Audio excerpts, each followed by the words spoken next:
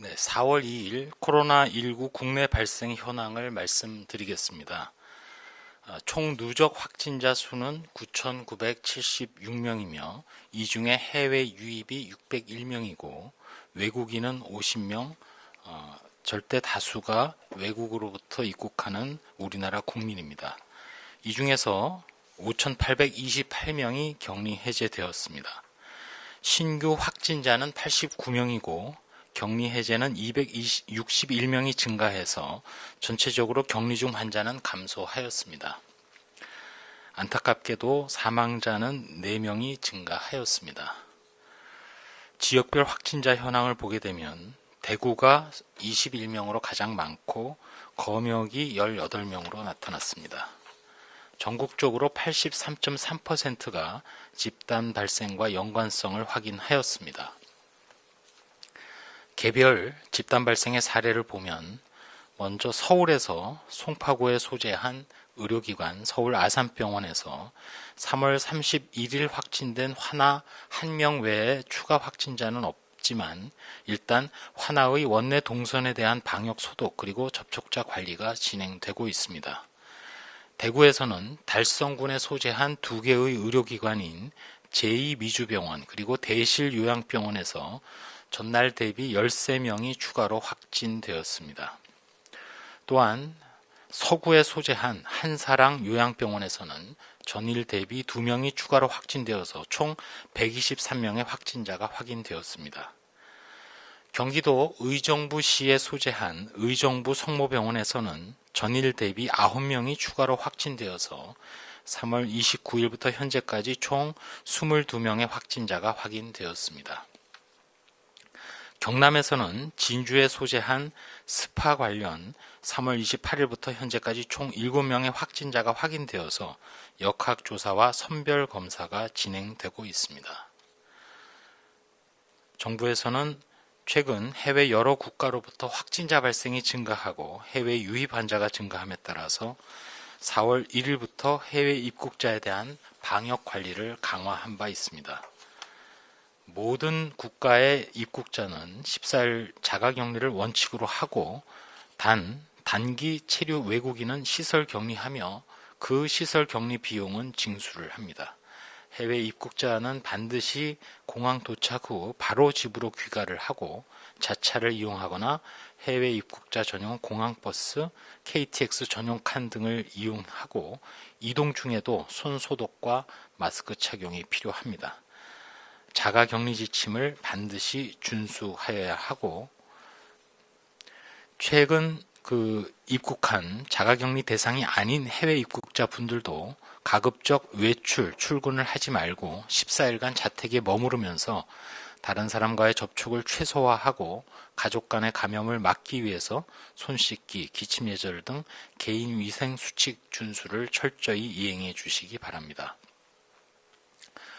저희 보건복지부와 질병관리본부에서는 백신 실용화 기술개발 사업 추진을 책임질 사업단장으로 연세대학교 산학협력단의 성백린 교수를 선정을 해서 향후 10년간 국비 2,151억 원을 투자해서 결핵이나 A형 간염 등 주요 감염병 극복을 목표로 백신 개발의 전주기 연구 개발을 추진합니다.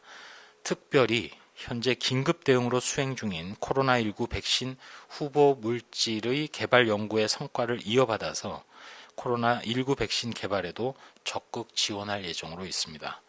또한 이번에 추경을 통해서 확보한 예산에 대해서도 코로나19 치료제 현장 적용을 위한 임상 연구도 진행을 하고 있습니다. 정부는 지난 3월 22일부터 강도 높은 사회적 거리 두기를 시행을 하고 있습니다. 종교 행사라든지 실내 체육시설 운동 등 밀폐된 장소에서 밀접한 접촉이 일어날 수 있는 활동을 자제해 주시고 손 씻기라든지 기침 예절 등 개인위생 수칙 준수를 당부드려 왔습니다. 이러한 강도 높은 사회적 거리 두기를 통해서 실제로 많은 성과를 거둔 것이 사실입니다. 일례로 부천 생명수 교회 관련 확진자 중에는 어린이집 종사자가 4명이 포함되어 있었습니다. 다만 다행히도 그 어린이집이 임시 휴원 상태였기 때문에 더 추가적인 전파를 막을 수 있었습니다.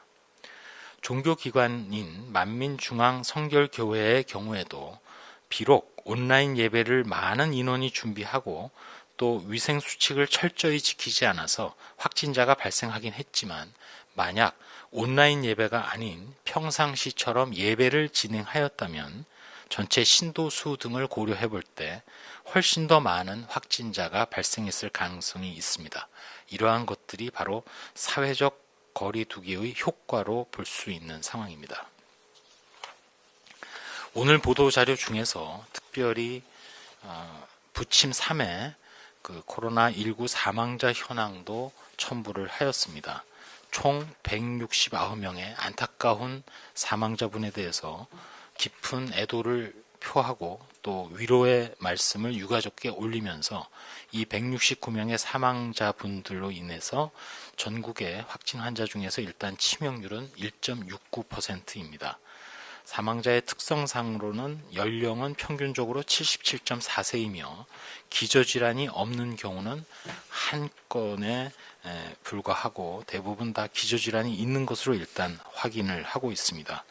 추정 감염 경로로는 집단 발생 관련이 60.4%, 확진자와 접촉한 경우가 7.7%, 여전히 조사가 진행 중인 경우가 32.0%로 나타났습니다.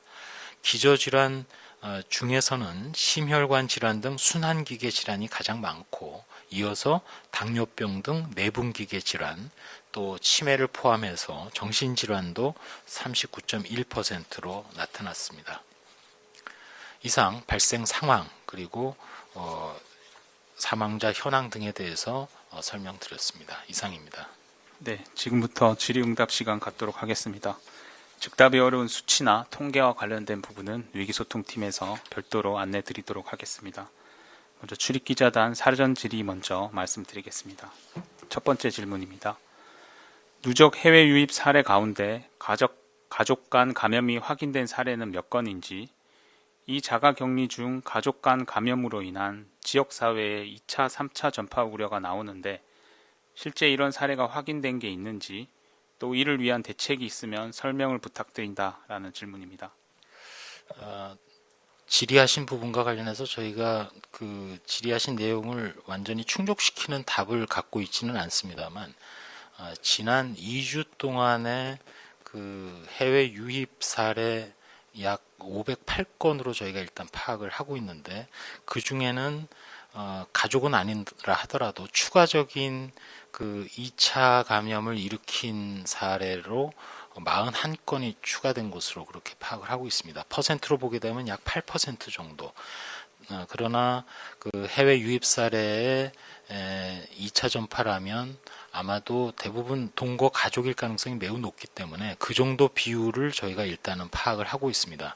다만 해외 유입 사례 중에는 자가격리가 아닌 경우도 있을 수 있고 또 이러한 부분이 발생하는 이유 자체가 증상이 발현되기 한 이틀 전부터도 바이러스가 배출된다는 내용, 그리고 무증상도 상당 부분 있다는 것이 최근에 중국의 발표라든지 또 전 세계적인 발생을 볼 때 확인을 하고 있는 상황이기 때문에 더욱더 철저한 자가격리가 매우 중요하다는 것을 인식을 하고 있고, 그런 부분과 관련해서 좀 더 관리 대책을 강화하는 방안, 자가격리 강화 이외에 또 지침사항에 그 자가격리 대상자 중에서도 동거인 중에 특별히 고위험군을 접촉할 가능성이 높은 직업군 등에 대해서는 별도의 강화된 대책을 지금 내부적으로 고민하고 있는 상황입니다. 네, 두 번째 질문입니다. 고강도 사회적 거리두기 4월 5일 이후로 연장될 가능성이 있는지 확인을 부탁한다라는 질문.